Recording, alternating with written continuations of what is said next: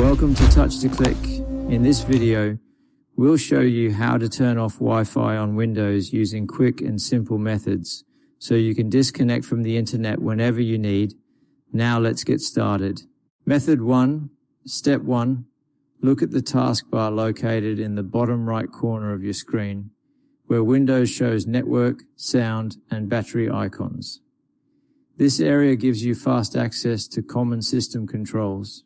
Step 2. Click on the network icon that looks like a Wi-Fi signal or a globe, which opens the Quick Settings menu. This menu is useful because it lets you manage connections without opening full settings. Step 3. Click the Wi-Fi button to turn it off, then click Disconnect to stop your device from using wireless internet. This is the fastest way to disable Wi-Fi temporarily. Method 2. Step 1.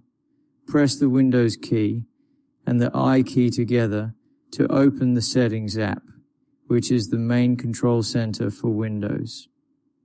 This method is helpful when you want more detailed network options. Alright, Step 2. In the Settings window, click on Network and Internet to manage all connection types. This section allows you to control Wi-Fi, Ethernet, and data usage settings. Step 3. Find the Wi-Fi option and toggle the switch to off to completely disable wireless connectivity. Turning this off ensures your PC will not connect to any Wi-Fi network.